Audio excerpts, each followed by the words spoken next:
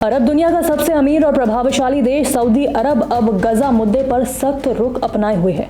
Saudi सरकार ने साफ कर दिया है कि वह यहूदी राष्ट्र इजराइल को तब तक मान्यता नहीं देगा और न ही उसके साथ राजनयिक संबंध स्थापित करेगा जब तक कि फिलिस्तीन को एक स्वतंत्र देश के रूप में मान्यता नहीं मिल जाती। ये कदम न केवल इजराइल बल्कि अमेरिका के लिए भी बड़ा झटका माना जा रहा है।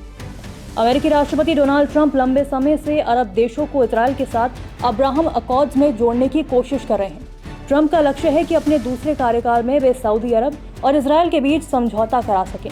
उनके कार्यकाल के दौरान यूएई, बहरीन और खाड़ी के कुछ अन्य मुस्लिम देशों ने अब्राहम अकॉर्ड्स के तहत इजराइल को मान्यता दी थी।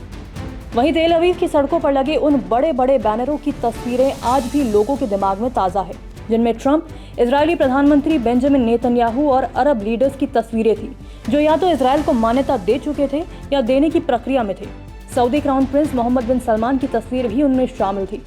लेकिन अब सऊदी अरब ने अमेरिकी धरती पर ही ट्रंप को ये संदेश दे दिया है कि फिलिस्तीन को स्वतंत्र देश के रूप में मान्यता और गजा युद्ध का अंत, इन दोनों शर्तों के बिना वह इजराइल के साथ सामान्य संबंध स्थापित नहीं करेगा। सऊदी विदेश मंत्री प्रिंस फैसल बिन फरहान ने न्यूयॉर्क में बयान देते हुए कहा, सऊदी अरब द्विराष्ट्रीय समाधान के सिद्धांत पर कायम है। जब तक फिलिस्तीनियों को उनका स्वतंत्र देश और अधिकार नहीं मिलता, तब तक इजराइल के साथ हमारे संबंध सामान्य नहीं हो सकते। ये बयान ट्रंप प्रशासन और इजराइल दोनों के लिए ही एक कड़ा संदेश है।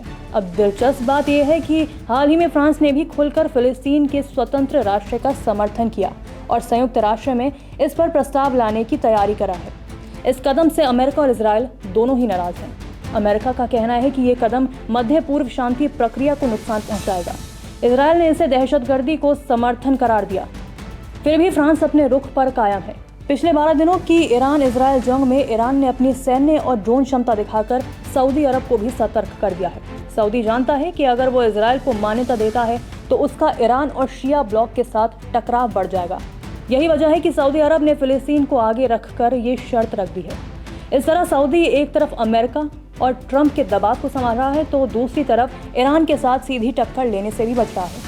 सऊदी अरब का ये रुख बताता है कि गजा युद्ध और फिलिस्तीन का मुद्दा आज भी अरब दुनिया की राजनीति में सबसे बड़ा फैक्टर है।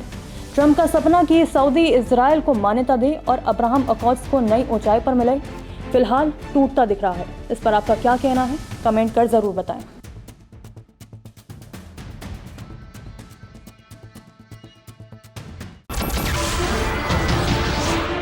नमस्कार, मैं हूं मानक गुप्ता। अगर आपको हमारा ये वीडियो पसंद आया हो तो इसे लाइक और शेयर जरूर करें और हाँ, हमें सब्सक्राइब और फॉलो करना ना भूलें ताकि आप देश और दुनिया की कोई खबर मिस ना करें। तो जुड़े रहिए हमारे साथ और देखते रहिए न्यूज़ 24।